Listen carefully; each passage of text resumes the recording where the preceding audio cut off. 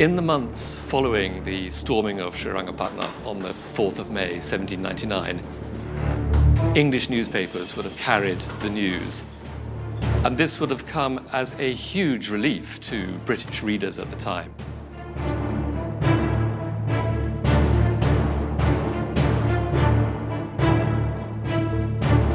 Now, this for the British was a huge triumph because it was the death of their principal adversary and also the extinction of the possible menace of a French-Indian coalition against the British.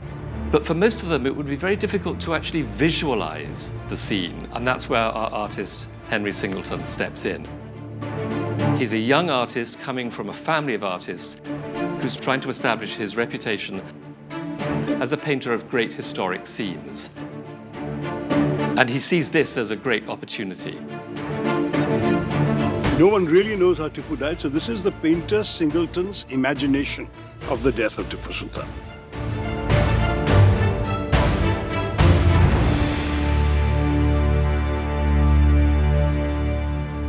The painting shows the very last moment of Tipu Sultan's life, and it shows him horribly exposed. He's got a few supporters, riflemen standing behind him, but his turban's been knocked off onto the floor. His jama has been torn open, so his head and his chest are bare. And there's this all too close group of redcoats kind of rushing towards him.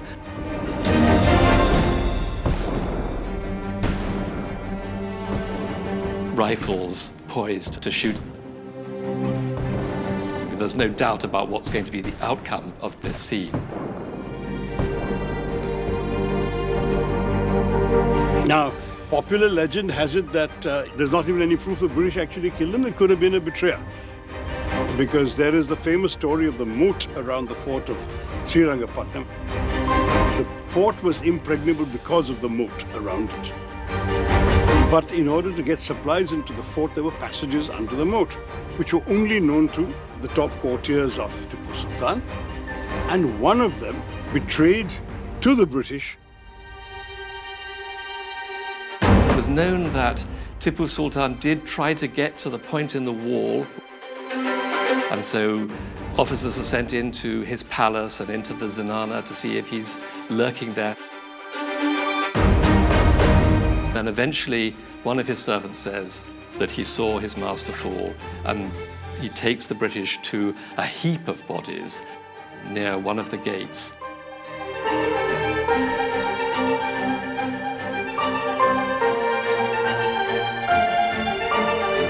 And there is the body of Tipu Sultan. And it's obvious that he's been killed not in close combat, as this painting suggests, but by a distant shot or by a fall of masonry. But there's a further element of ambiguity in this painting. The British officer who's closest to Tipu, stabbing him in the waist, may actually be trying to snatch the kamarband. So the assumption is that the victors at Srirangapatnam were actually looters.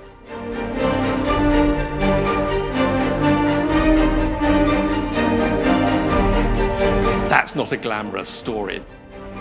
Why does he choose to show a British audience this? Say to his compatriots, we may be great conquerors, but our conquest is based on thievery, which is a bold thing to say to a British audience in 1800.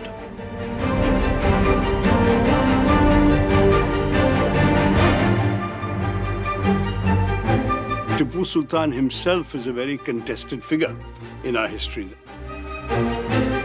So in many ways, which side of that particular debate you fall on, it becomes a matter of contention.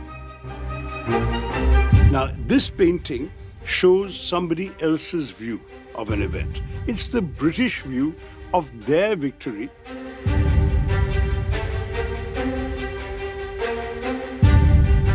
And you've got generations now of Indian historians who've sought to nuance that, to reverse that, to bring in more Indian source material and to question the English source material.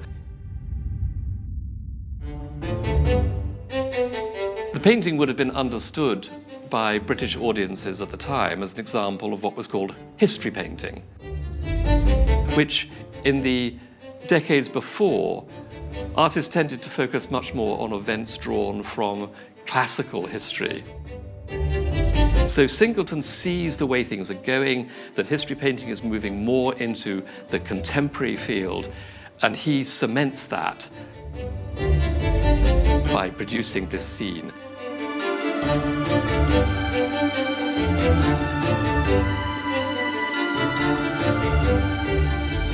Several versions, print versions of this were made.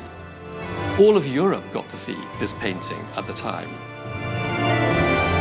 Today, when we look at it as a painting that is ironically in India and owned by an Indian art gallery, I think we can look at that meaning and appreciate its value. It makes this a great work of art rather than just a bit of triumphalism.